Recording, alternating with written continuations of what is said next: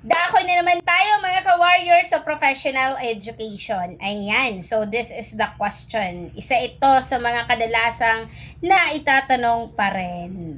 Okay, so under RA 7722, akin, ulitin ko, under RA 7722 on the Higher Education Act of 1994, which agency has directly supervision and management of a teacher education institution or the colleges of education in the country. So we have 4 choices. A is Commission on Higher Education, or ito yung tinatawag nating CHED.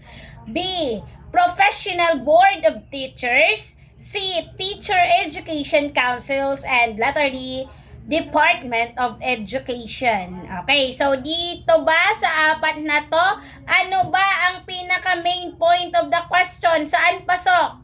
Di ba ang sinasabi, ano daw na agency has directly supervision, especially for the management of teacher education institutions sa mga colleges of education in our country. So teachers, what is the correct answer? Anong unang tanggalin natin, mga ka-warriors? Unang lang tanggalin natin, ligwak na ligwak, is the Department of Education, which is DepEd.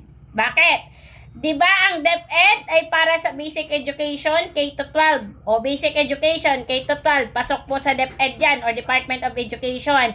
Sila ang namamahala sa mga public at private school na elementary at high school level, hindi po sa mga colleges or universities.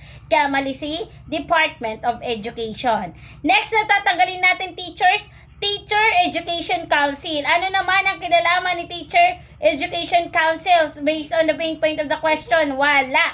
Kasi po si Teacher Education Council, ito ay isang advisory, kumbaga, this is the advisory body lamang na tumutulong sa paggawa ng mga policies at mga standard para sa mga teacher education, pero hindi sila ang may direktang pamamahala o nagmamanage. Kaya pumali si Teacher Education Council. Okay, so we have 2. Tandaan nyo, teacher, 2 choices na lang. Professional Board of Teachers, or is it a CHED? Okay, the answer is CHED, Commission or Higher Education, right? So ngayon, si Professional Board of Teachers, ito ay nasa ilalim ng ano? PRC. Ano si PRC? Professional Regulation Commission, right? Ang trabaho po nila ay magsagawa ng mga licensure examination for teachers or LET at magbigay ng license. Tama po. Wala po silang supervision sa school o sa school or sa institution. Kaya mali po si Professional Board of Teacher. Okay, so bakit tama si letter A? Okay. Tandaan niyo, teachers, ang Commission on Higher Education sa ilalim po ng Republic Act number 7722 or ang tinatawag nating Higher Education Act of 1994, ang Commission on Higher Education or CHED ang ahensyang itinatag para magkaroon ng authority, supervision, and control sa mga higher education institution dito sa Pilipinas. Okay, sakop po ng CHED ang lahat ng colleges, lahat ng universities, at state universities and colleges, or tinatawag nating SOCs. Okay, so kasama sa kanilang responsibilidad ang mga College of Education o yung mga paaralang nagpapatakbo ng kurso para sa mga gustong maging guro, katulad ng Bachelor of Elementary Education, Secondary Education, Bachelor of Technical Vocational Teacher Education. So, isa po yan sa mga example. So, anong level of education? Pag DepEd ang pinag-uusapan, it is talks about basic education, kinder to grade 12. Pag sinabi natin teacher na CHED, it is the tertiary or college level. So, that's why mali po si B, C, and D. Ang tamang sagot is letter A, Commission on Higher Education. Maliwanag po ba? So, para po mas maintindihan ninyo, isama rin natin yung discussion natin dito.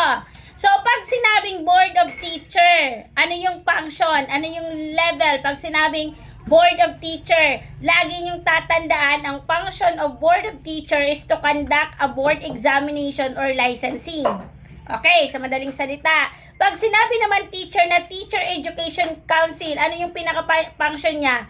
Maggawa ng advisory, sila rin ang nasa policy making body. So, that's why, yun yung pinaka-function level ni Teacher Education Council. So, pag sinabi namang DepEd, o tatandaan, DepEd is the basic education from kinder to grade 12. O pag sinabing CHED, supervises of what? Anong function ni CHED? Supervises of the college and universities, including po yung mga College of Education under RA 7722. Okay po? So, that's all teachers. I hope marami kayong natutunan dito sa discussion natin for professional education, and I hope you will enjoy sa mga discussion natin na ipinopost ko po sa aking mismong Facebook page. Don't forget to follow, like, and share Maestra Bicolana TL Itambayan. Especially po sa mismong YouTube channel ko, paki-subscribe po. Kasi dun po ako nagla-live for our majorship and professional education. So, if you are willing to attend, don't hesitate na pumunta sa aking YouTube channel kasi may mga binibigay po ako doon na mga live discussion. So, if you are willing to join our discussion in our majorship, PM me po para mapag-usapan natin yung inclusion niya. So, that's all teachers. Thank you and God bless.